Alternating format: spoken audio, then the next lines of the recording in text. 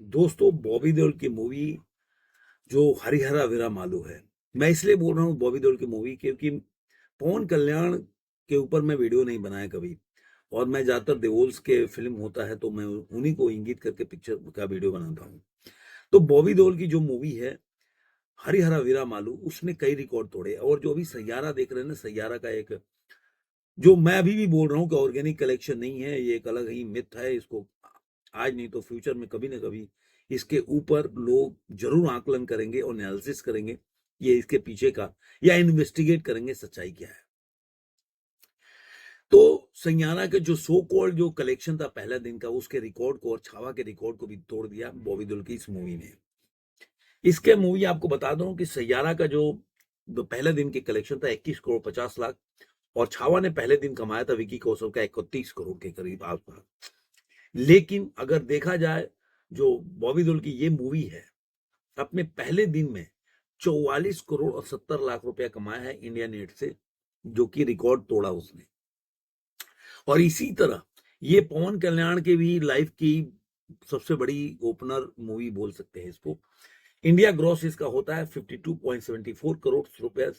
Overseas से 11 करोड़ कमाया है। नॉर्थ, जानते हैं नॉर्थ अमेरिका में बहुत ज्यादा लोग फैन है इनके। वर्ल्ड वाइड ग्रॉस होता है 64 करोड़ और 74 लाख रुपया। तो देखा जाए तो सैयारा है the second biggest Tollywood opener of 2025। मतलब दूसरा है, उसने केवल जो आप बोल सकते हैं कि गेम चेंजर आई थी, उससे वो पीछे छूट गया। गेम चेंजर का पहला दिन का ओपनिंग था, 79.18 करोड़ रुपए कमाया था जो गेम चेंजर था 2025 में। और उसके बाद ये हुआ कि 64 करोड़ कमाया, तो कह सकते हैं कि करीब करीब 15 करोड़ नीचे रह गई। उसकी वजह से इसके रिकॉर्ड को तोड़ नहीं पाया। अब आता है कि आखिर इसकी ऑक्यूपेंसी अभी क्या है और कल क्या रहेगी। तो मैं आपको बता देता हूं कि इसकी पहले दिन की ऑक्यूपेंसी थी करीब, मैं आपको बता चुका हूं पहले, फिर भी मैं एक बार कहेंगे तो रिपीट कर देता हूं। लेकिन पहले दूसरे दिन की ऑक्यूपेंसी बता देता हूं। इसकी दूसरे दिन की ऑक्यूपेंसी अभी तक जो खबर आ रही है वो है 18.96%, मतलब 19% की ऑक्यूपेंसी है। मॉर्निंग में 17.75% है। 20.70% की ऑक्यूपेंसी है। ये मैं तेलुगु की बात बता रहा हूं। इसी तरह आप जाएंगे तो ये मूवी का जो पहले दिन इसने कमाया था करीब करीब आपको 31 करोड़ 10 लाख रुपया, केवल मैं बता रहा हूँ केवल ये तेलुगु से। उसके बाद तेलुगु से 31 करोड़ कमाए, हिंदी से 10 लाख, और कन्नड़ से 10 लाख रुपया, और 30 लाख के करीब करीब तमिल से और मलयालम से 5 लाख रुपया। तो इतना कमाया था। और इसके हिसाब से जो दूसरा है टेढ़ा में 44 बताया था, इनके हिसाब से 47 करोड़ 96 लाख, करीब करीब 48 करोड़ के देखा जाए तो 48 करोड़ पहले दिन में कमाई है इस मूवी ने।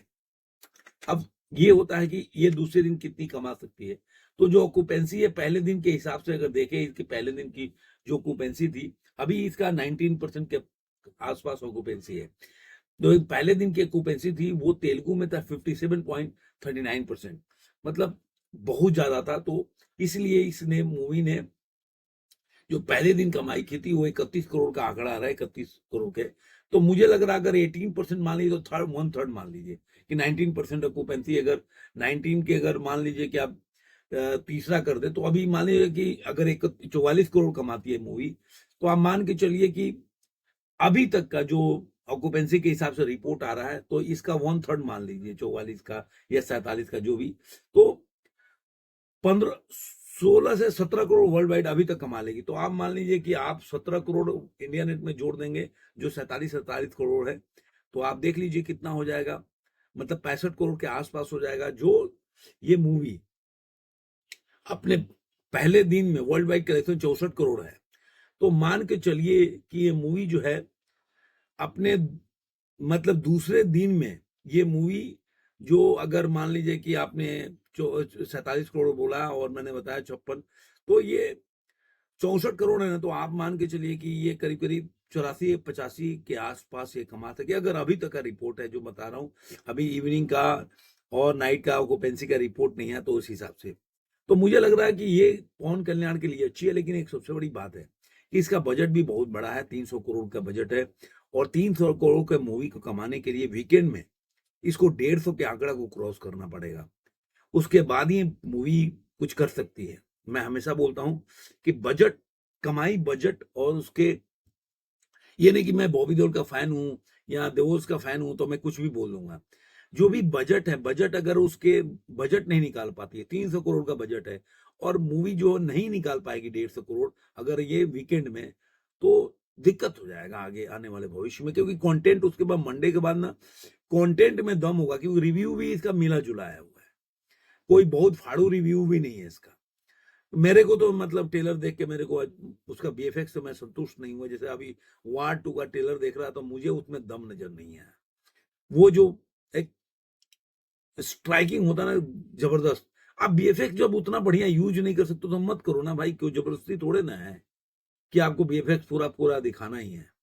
अरे आपका बीएफएक्स में अगर दम नहीं है तो आप मत दिखाओ। जैसे आदि पुरुष में बीएफएक्स बेकार था तो क्यों दिखाने का, मेरे को पठान का भी बीएफएक्स ऐसे ही लगा था। आप करो ना जैसे कि जाट का एकदम लगा था कि जाट देखने में मजा आया, ये ठीक है, उसमें बीएफएक्स का रोक काम था, वो फाइट था। पुष्पा में बीएफएक्स उतना नहीं था इसलिए मजा आया।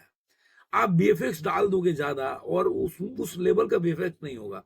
एक हॉलीवुड की पिक्चर देखते तो वो एक अलग लेवल का होता है। हनुमान जो पिक्चर देखी थी मैंने, उसका बीएफएक्स इन लोगों से बहुत बेटर था, जबकि उसकी बजट भी नहीं थी। अब पता नहीं कैसे उनका बीएफएक्स इतना बढ़िया था।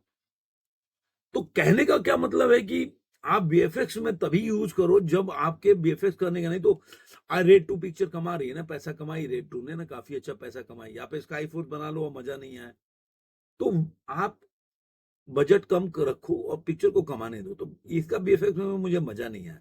अब जो पिक्चर देख के आएंगे वो बता सकते हैं कि कैसा बीएफएक्स। आपको ये वीडियो कैसा लगा जरूर कमेंट में बताइएगा। फिर मिलेंगे किसी और वीडियो में, आज के अंत में इतना ही।